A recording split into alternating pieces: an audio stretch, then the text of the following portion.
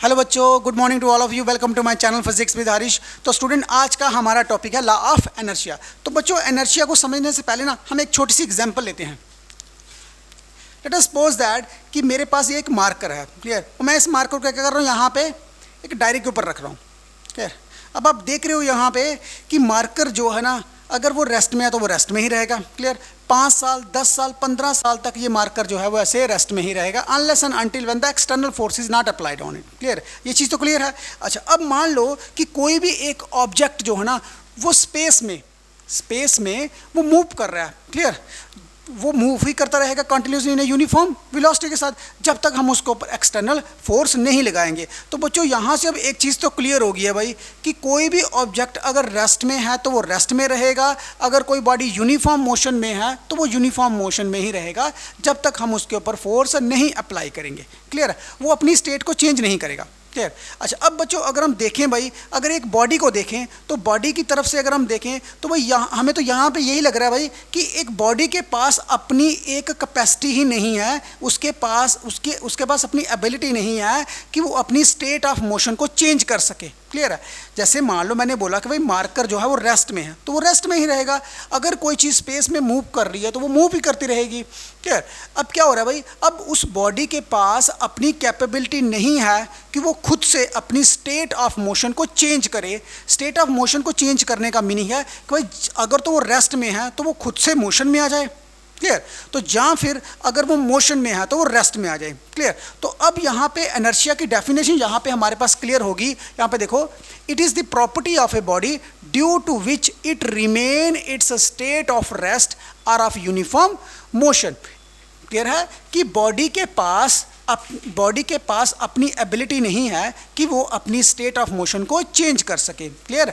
Okay, तो यहाँ पे मैंने यहाँ पे बोला it is a property of a body due to which it remain its state of rest और मोशन। मीन्स कि बॉडी के पास एक वो प्रॉपर्टी है। मैंने यहाँ पे इनएबिलिटी भी बताया है और यहाँ पे मैंने एबिलिटी की बात की है, क्लियर। यहाँ पे देखो, मैंने बोला यहाँ पे प्रॉपर्टी है भाई, बॉडी के पास अपनी प्रॉपर्टी है कि भाई अगर वो रेस्ट में है तो वो रेस्ट में ही रहेगी, क्लियर है। ओके, तो मैंने खुद से जो आपको डेफिनेशन बताई वो मैंने ये बताया कि भाई बॉडी के पास एबिलिटी नहीं है। इट मीन्स कि it is the inability of a body to change its state of motion, clear है। ये चीज़ समझा रही है आपको बात। ओके, हम इस इनर्शिया की डेफिनेशन को 2 टाइप से लिख सकते हैं हम, क्लियर। ओके, अच्छा, अब यहाँ पे टाइप्स की बात आई है तो बच्चों यहाँ पे टाइप्स ऑफ इनर्शिया जो है वो 3 टाइप का है, क्लियर। फर्स्ट है आपके पास inertia of rest, inertia of motion and inertia of direction, clear है। अब यहाँ पे देखते हैं, सबसे पहले नंबर पे देखते हैं इनर्शिया ऑफ रेस्ट क्या है। तो बच्चों डेफिनेशन में क्या है, it is the property of a body due to which it retain its state of rest. तो यहाँ पे इनर्शिया से ही हमें पता चल जाएगा भाई कि बॉडी के पास एबिलिटी नहीं है कि बॉडी जो है वो अपनी स्टेट ऑफ मोशन को चेंज कर सके, क्लियर। अब ऑलरेडी अगर ऑब्जेक्ट जो है वो रेस्ट में है तो वो रेस्ट में ही रहेगा, क्लियर है, वो अपनी स्टेट को चेंज नहीं कर सकता। ये चीज़ क्लियर है। अच्छा, अब बच्चों लेट अस सपोज दैट कि यहाँ पे अगर हम एग्जांपल से उसको समझाएं तो हम बोलेंगे a card placed on the top of a glass, clear. मान लो कि हमारे पास लेट अस सपोज दैट कोई भी एक ग्लास है, क्लियर। तो मैं यहाँ पे ग्लास को पहले ड्रा कर लेता हूँ। ये देखो, ये हमारे पास एक गिलास है। तो क्या हो रहा है कि यहाँ पे ग्लास के ऊपर मैं एक कॉर्ड रखूँगा। क्या रखूँगा? एक कॉर्ड रखूँगा। तो उस कॉर्ड के ऊपर अगर मैं कोई भी कॉइन रखूं, समझा रही है आपको बात कि हमारे पास कोई भी एक गिलास है, उस गिलास के ऊपर हम क्या करेंगे, एक कॉर्ड रखेंगे, क्लियर। उस कॉर्ड के ऊपर मैंने क्या कर दिया, एक कॉइन रख दिया। भाई हमने यहाँ पे बताना है कि बॉडी अगर रेस्ट में है तो वो रेस्ट में ही रहेगी, वो अपनी स्टेट ऑफ मोशन को चेंज नहीं करेगी, क्लियर। अच्छा, अब बच्चों यहाँ पे देखो, ये जो कॉइन है ना वो प्लेस्ड है किसके ऊपर, कॉर्ड के ऊपर। तो मैं यहाँ से क्या कर रहा हूँ, इस कॉर्ड को इस पॉइंट के ऊपर मैं क्या करूँगा, इसको एक्सटर्नल फोर्स अप्लाई करूँगा। क्या करूँगा? External force apply. भाई मैं फोर्स अप्लाई कर रहा हूँ कार्ड को, कॉइन को नहीं कर रहा। अब जैसे ही मैं यहाँ पे कॉइन को फोर्स अप्लाई करूँगा तो ये कार्ड क्या कर जाएगा, कार्ड तो आपका आगे को मूव कर जाएगा, बट जो इसके ऊपर जो कॉइन होगा ना वो मूव नहीं करेगा। कॉइन क्या करेगा, डायरेक्ट यहाँ से नीचे गिर जाएगा। इसे समझा रही है आप? प्लस कॉइन जो है वो यहाँ से नीचे गिर जाएगा। इट मीन्स दैट कि कॉइन पहले भी आपका रेस्ट में था, जब ये कार्ड मूव कर गया बट कॉइन जो है वो रेस्ट में ही है, तो कॉइन क्या करेगा, यहाँ पे गिलास में गिर जाएगा। तो यहाँ से प्रूव हो रहा है कि बॉडी अगर रेस्ट में है तो वो रेस्ट में ही रहेगी, वो अपनी स्टेट ऑफ मोशन को चेंज नहीं कर सकती। यहाँ तक ये चीज़ क्लियर है बच्चों। अच्छा, अब उसके बाद नेक्स्ट चलते हैं हम यहाँ पे इनर्शिया ऑफ मोशन। तो यहाँ से बच्चों इनर्शिया से ही हमें पता चल जाएगा कि कोई भी बॉडी जो है वो यूनिफॉर्म मोशन में है तो यूनिफॉर्म मोशन में ही रहेगी। क्लियर, वो अपनी स्टेट ऑफ मोशन को चेंज नहीं करेगी। यहाँ तक तो ये चीज़ क्लियर है बच्चों। अच्छा, अब देखो यहाँ पे इसकी डेफिनेशन की तरफ, it is the property of a body due to which it remains its state of uniform motion in a straight line.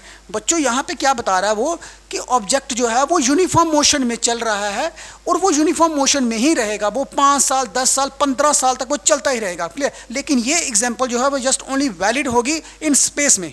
Clear है कि कोई भी ऑब्जेक्ट जो है, मैंने यहाँ पे एग्जाम्पल लिखी है भाई कि अगर कोई भी एक स्टोन है उसको थ्रो करोगे स्पेस में, स्पेस में इट मीन्स दैट कि जो आपने स्टोन को जो थ्रो किया है वो स्पेस में किया है, ये चीज़ याद रखना भाई। क्लियर है, तो वो क्या कर रहा है, वहाँ पे तो under the influence of gravity है नहीं है, वहाँ पे कोई फोर्स ऑफ फ्रिक्शन नहीं है, तो जो भी आप ऑब्जेक्ट को इनिशियल वेलोसिटी प्रोवाइड करोगे ना, तो उसी वेलोसिटी के साथ ऑब्जेक्ट जो है ना वो 5 साल 10 साल 15 साल तक वो मूव ही करता रहेगा। क्लियर, क्योंकि उसको वहाँ पे रोकने वाली कोई चीज़ ही नहीं है। Clear, okay. तो यहाँ से एक चीज़ क्लियर हो गई आपके पास यहाँ पे इनर्शिया ऑफ मोशन में कि कोई भी ऑब्जेक्ट जो है ना अगर वो यूनिफॉर्म मोशन में है तो वो यूनिफॉर्म मोशन में ही रहेगा, खुद से वो ऑब्जेक्ट जो है ना वो अपनी स्टेट ऑफ मोशन को चेंज नहीं करेगा। यहाँ से बच्चों ये चीज़ क्लियर है। अगर हम यहाँ पे इसकी कोई एक और एग्जाम्पल लें तो वो क्या है भाई। अच्छा, अब देखो यहाँ पे मान लो कि हमारे पास यहाँ पे कोई एक बस है जो बस मूव कर रही है स्ट्रेट। क्लियर है। अच्छा, अब क्या हो रहा है यहाँ पे, अब इस चीज़ को समझना है बच्चों।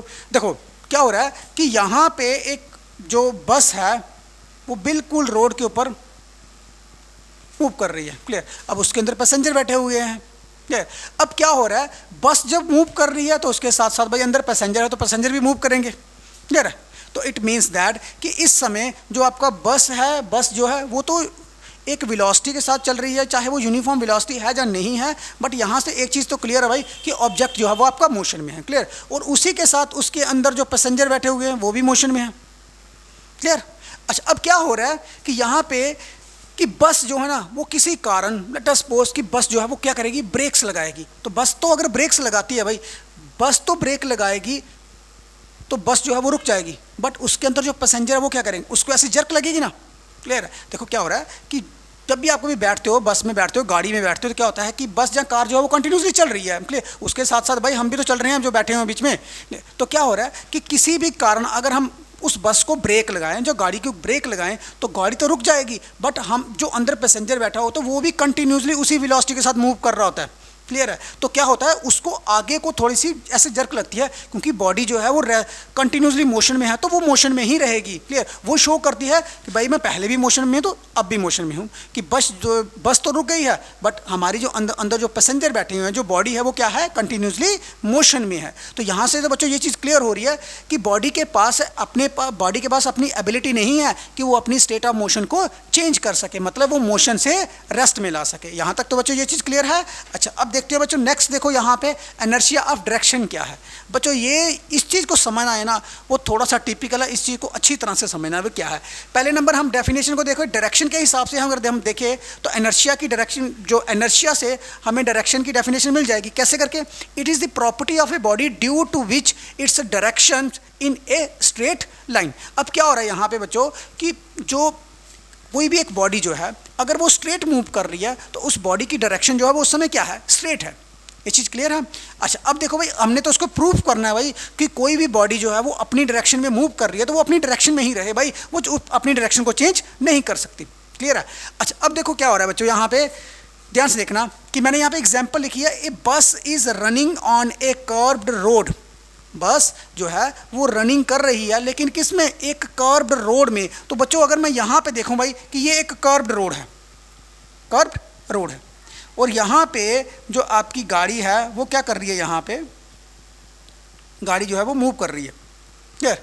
अब क्या हो रहा है कि रोड तो आपका कर्व्ड है, तो अगर लेट अस सपोज दैट कि ये रोड ऐसा ही चलता है तो ऑब्जेक्ट जो है वो ऐसे ही चलती रहेगी, ऑब्जेक्ट तो ऐसे ही चलता रहेगा ये। क्लियर।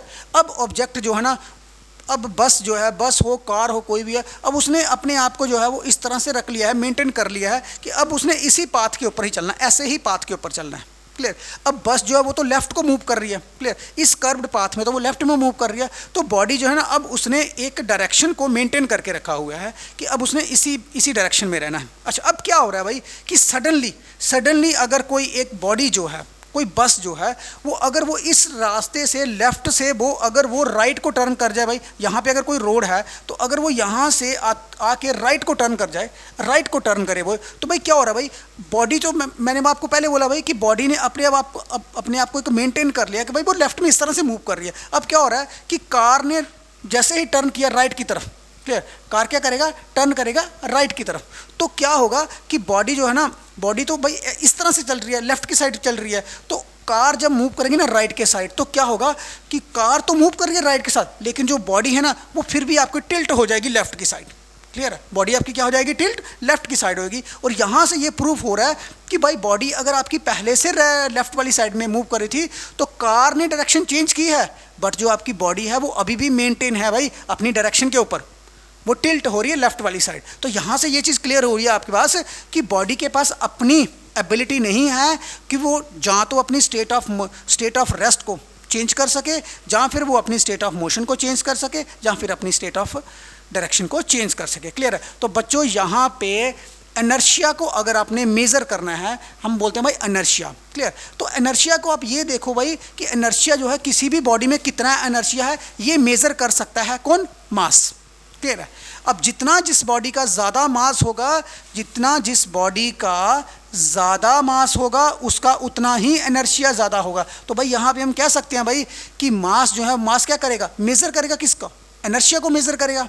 क्लियर। क्योंकि अगर किसी भी चीज़ को रेस्ट से मोशन में लाना है तो जहाँ किसी भी ऑब्जेक्ट के मोशन से रेस्ट में लाना है, क्लियर है, तो भाई उसके लिए क्या करना पड़ेगा, हमें एक्सटर्नल फोर्स अप्लाई करनी पड़ेगी। तो भाई एक्सटर्नल फोर्स तो भाई डिपेंड करेगी ना, तो भाई बॉडी का मास कितना है, अगर बॉडी का मास ज़्यादा है तो उसमें एनर्शिया भी ज़्यादा होगा और उसको फोर्स भी ज़्यादा लगानी पड़ेगी। क्लियर। तो बच्चों यहाँ पे एक चीज़ अपने याद रखनी है, अगर आप एनर्शिया को ब्रेक डाउन करोगे तभी आप जो है वो बॉडी की स्टेट ऑफ मोशन को चेंज कर सकोगे। तो याद रखना, एनर्शिया को ब्रेक डाउन करना है तो you have to apply external force. Clear है, एक्सटर्नल फोर्स ही लगाओगे तो तभी बॉडी का एनर्शिया जो है वो ब्रेक डाउन होगा और ऑब्जेक्ट जो है वो अपनी रेस्ट से मोशन में आ जाएगी, जहां फिर वो मोशन से रेस्ट में आ जाएगी। तो बच्चों ये चीज़ क्लियर है।